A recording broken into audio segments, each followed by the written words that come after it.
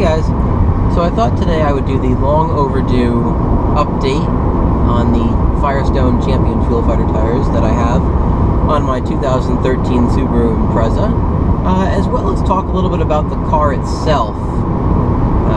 This is the first time I'm doing an in-car video, and only like my second actual video, so bear with me through my incoherent ramblings on both subjects. So, when I bought the Firestone Champion Fuel Fighter tires, my car had 42,000 and some odd number of miles on it. Now it's got 55,093 miles. So, right at 13,000 miles on the tire, and the tread wear on these tires is phenomenal. They are wearing like iron. It's got about 85% of its usable tread life left.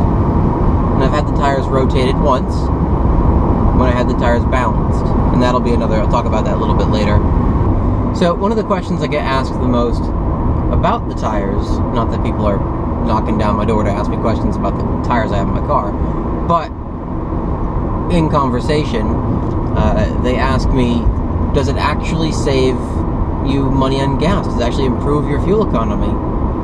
And long-term answer is no. Maybe by 0.1 or 0.2 miles to the gallon, but as a noticeable, measurable change, no, they do not. I'm still getting the same fuel mileage, again, give or take 0.1 or 0.2 miles to the gallon that I was getting before. Averaging, since I've reset it, which was 3,000 miles ago, I'm averaging 29.4 miles to the gallon, which is not terrific. I have actually gotten better, but I suppose that is more to do with my driving style than the tires or the car itself. But I didn't buy the tires to save fuel. I bought the tires because they were a touring tire, and they were supposed to be quieter than the tires that I had on previously. Now, I didn't do an in-car video with the GoPro before I swapped out the tires from the factory tires to the Firestone tires that I have on there now, but there is a noticeable difference in road noise. These tires are much quieter, and for the most part, they're a lot smoother. You know, once you get up over 65 miles an hour, or at 65 miles an hour, because speeds above 65 miles an hour don't exist, according to the government, it is much smoother than the previous generation tires were, which is great, especially on long trips.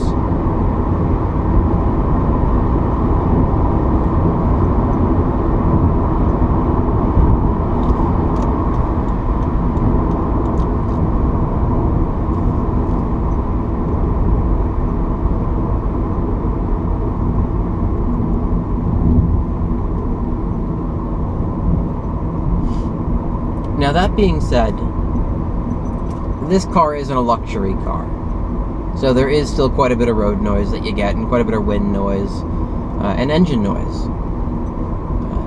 It is not a Lexus, or a Mercedes, or even a higher-end Subaru.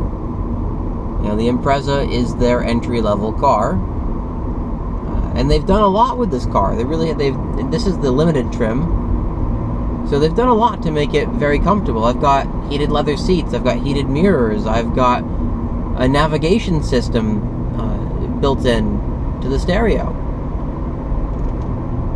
Overall, this car is a very nice car. But it is not a luxury car. So I don't expect the same level of refinement and quiet ride and smooth ride that you would get from a luxury sedan. But the tires have helped tremendously. They have made the car more comfortable to drive on a daily basis. They've made it quieter and smoother. I suspect, I haven't yet gone through a winter with them yet, but I suspect that the snow traction will be a lot better as well. So if you are looking for a good all-season touring tire, something that's smooth, comfortable, relatively quiet, I'd go for it. These are good tires. They've been one of the better tires I've ever purchased, and I will absolutely buy another set of them when these have worn out. So that being said, there have been a couple of problems I've had with tire balance that I'm not necessarily sure if it's the cause of the tire, if it's the rim, or if it's just the shop not knowing how to use the equipment properly. I have had to have these tires balanced 3 separate times by 2 different shops to get a vibration out of them at highway speeds. Now, the first time I had it done by the shop that did the tires. And then I brought it back to them. And both times they got a little of the vibration out, but not totally out. The third time I brought it to another shop, and they had a Hunter Road Force tire balancer, and I specifically went to them because of that tire balancer. And in case you're not familiar with it, you should look it up, because it is a great tool if you've got balance issues on your tires, or if you've got an off-sized rim or something that's got a bend in it. Basically what it does is it applies pressure to the tire while it's rolling on the balancer to simulate the weight of the car. It gives you a much more accurate balance. I don't know why, but I don't like talking to myself in the car or on a camera at a stoplight when other cars are watching. Even though they're not watching, I feel like they are. Alright, we're moving again. So finally that third shop with the Road Force balancer was able to get the balance issue out of the tires.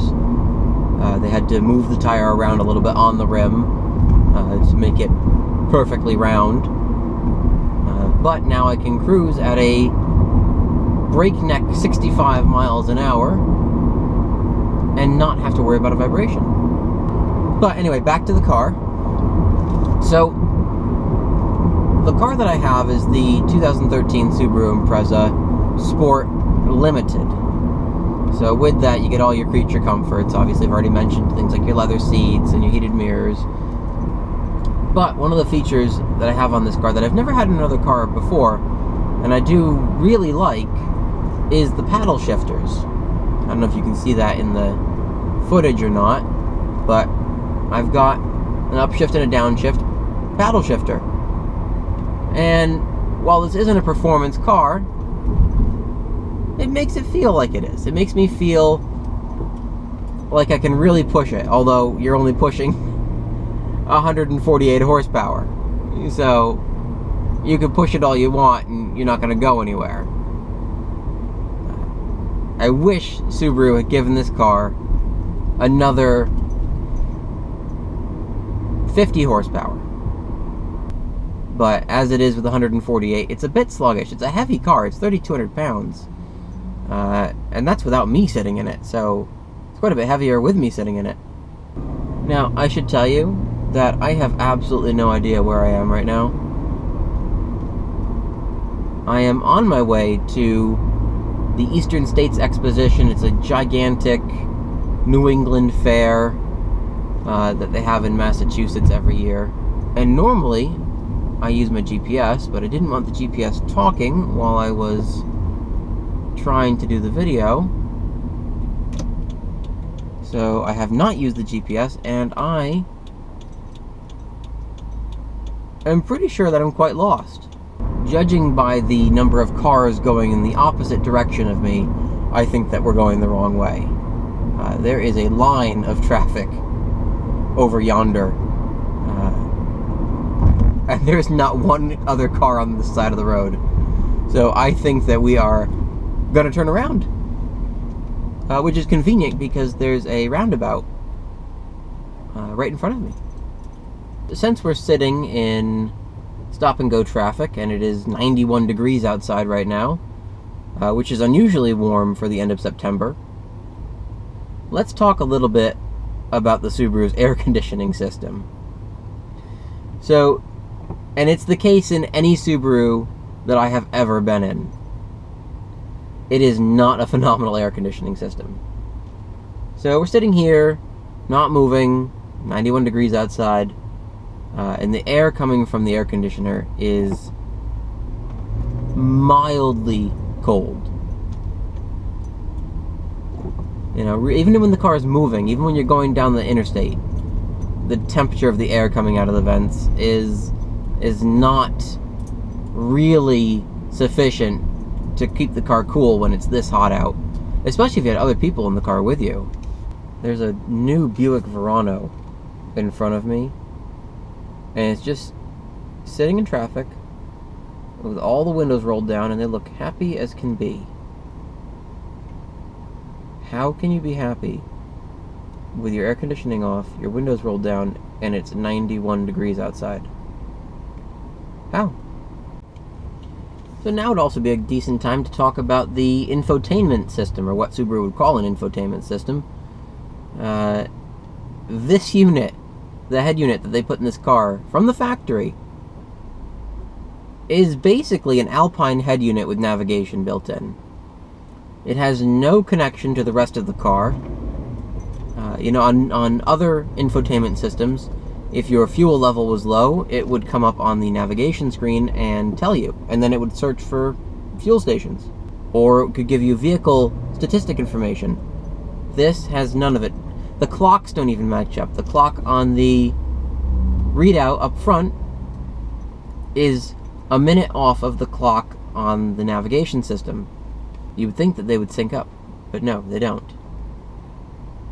The other problem that this navigation system has, or this head unit has, is that when you're using navigation, you know, you've got your navigation on, and you go back to your audio screen, and you've got your music playing. It doesn't mute the audio to give you navigation instructions. It just talks over the audio.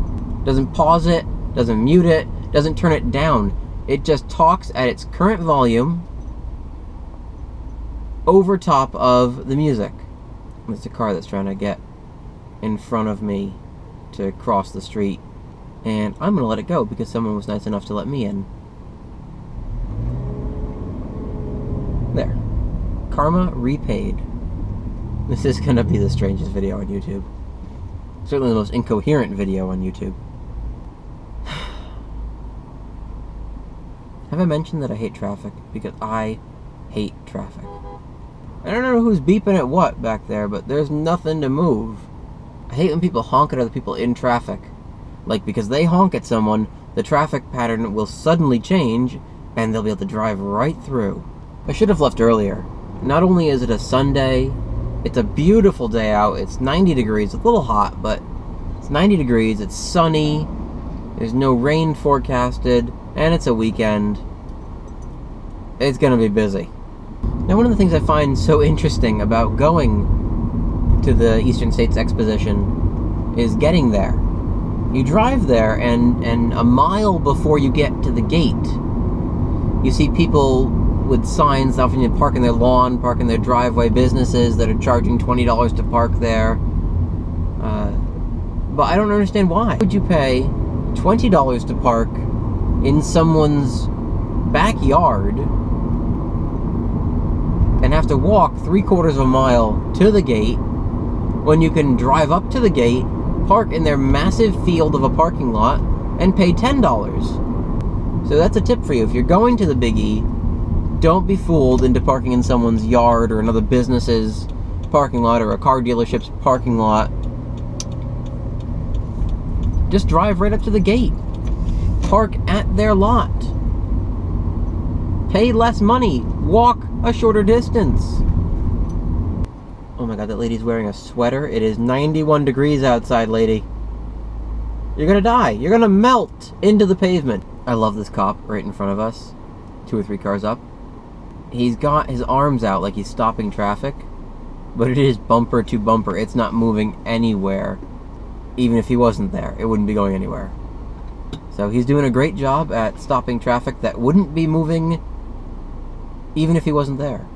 Getting close. Alright, so we did end up making it down there okay. And the temperature ended up soaring to 96 degrees, which is what it is right now. And after 3 hours of wandering around the fairgrounds in the hot sun in that temperature, with tens of thousands of other people, I decided to call it a day, and I am heading home. So that is all for this video. Thanks for watching, and I hope to get into the habit of doing a regular video for you guys. I don't have a theme yet, or know what the next video is going to be, but since the video on the review of the tires got over 4,000 views in the past 8 months, I might do another video on the new tires we're getting for my company's shop truck, which is some all-terrain off-road tires for a Toyota Tundra. So I might do a review on that, or just another driving video. Alright, well, thanks for watching. Bye.